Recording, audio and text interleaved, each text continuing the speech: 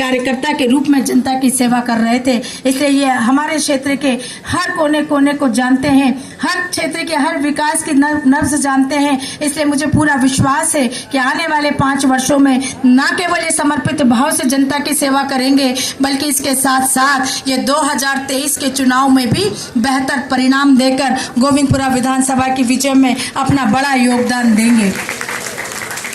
हमारे सभी कार्यकर्ताओं से भी कहना चाहूंगी कि दायित्व आपको मिलने जा रहा है। आज युवा मोर्चा, महिला मोर्चा, किसान मोर्चा, ओबीसी मोर्चा, अल्पसंख्यक मोर्चा, झुग्गी झोपड़ी प्रकोष्ठ, ये वास्तव में हमारे सबसे मजबूत हमारे केंद्र हैं जो हमारे जीत का, हमारी पार्टी की विचारधारा का आधार बनते हैं। और यही हमारे केंद्र सही अर्थों में हमारी विचारधारा को नीचे तक उतारने का काम करते हैं। इसलिए महिला मोर्चा, हमारी सारी बहनें हमारे क्षेत्र में एक एक घर में पहुंचने का काम करें। हमारी सरकार की जन कल्याणकारी योजनाओं का लाभ जिन लोगों को मिला है उसकी सूची आप तक पहुंचा देंगे। उसकी सूची के आधार पर आप एक एक घर वहां पर संपर्क करें, उनको ये बताएं कि आपको जो मिला है ये भारतीय जनता पार्टी की सरकार की वजह से मिला है, भारतीय जनता पार्टी की सरकार की देन है। क्योंकि हम नेकी कर और दरिया में डाल वाली स्थिति में होते हैं, लेकिन राजनीति के क्षेत्र में जो हम करते हैं उसको बताना भी पड़ता है। और इसीलिए जब हमने किया है तो स्वाभाविक रूप से हम उनको बताकर उन्हें अपने साथ खड़ा करने का काम करें। क्योंकि कई बार हम करते तो हैं लेकिन लोगों को पता ही नहीं होता कि ये हमने किया है या किसी और ने किया है। ये हमारे कार्यकर्ता, हमारे दायित्ववान कार्यकर्ता यही काम करेंगे जो संगठन की जिम्मेदारी संभालकर आज सरकार की जन कल्याणकारी योजनाओं का लाभ लेने वाले लाभार्थियों से मिलकर पार्टी को मजबूत करने का काम करेंगे। हम 5 तारीख से हमारे विधानसभा क्षेत्र में विकास यात्रा प्रारंभ करने जा रहे हैं और विकास यात्रा हमारी बहुत भव्य और आलीशान होगी। मैं यहाँ बैठे एक एक कार्यकर्ता से कहना चाहूंगी कि हमारी यह विकास यात्रा मध्य प्रदेश की 230 विधानसभाओं की विकास यात्रा से सबसे भव्य और सबसे अच्छी होनी चाहिए। ये अगर होगी तो आपकी तालियों की गड़गड़ाहट मुझे सुनाई देनी चाहिए। इस विश्वास के आधार पर अगर आप चाहते हैं कि हमारी विकास यात्रा सबसे भव्य हो तो दोनों हाथ ऊपर उठाकर ताली बजाकर इसका समर्थन करें। और निश्चित रूप से मैं मान सकती हूँ कि गोविंदपुरा विधानसभा क्षेत्र की विकास यात्रा जो 5 फरवरी से प्रारंभ होने जा रही है, 25 फरवरी को जिसका समापन होगा, 21 दिन तक चलने वाली इस विकास यात्रा में हमारे हर वार्ड के कोने कोने तक पहुंचने का हमारा प्रयास है।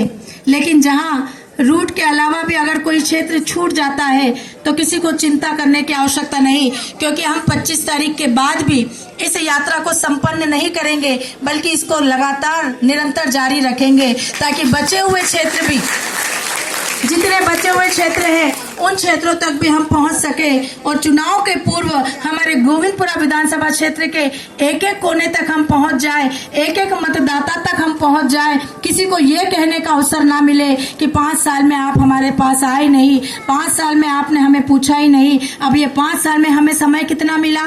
1 साल तो हमारा पूरा कांग्रेस की सरकार से संघर्ष करते करते निकल गया। दूसरा साल जब आया तो कोविड आ गया, तीसरा साल फिर आया तो कोविड आ गया। और कोविड के समय में अपनी जान की परवाह सभी को थी, सभी लोगों की प्राथमिकताएं दूसरी थी, विकास के कार्य हमारे लिए दूसरे स्थान पर थे।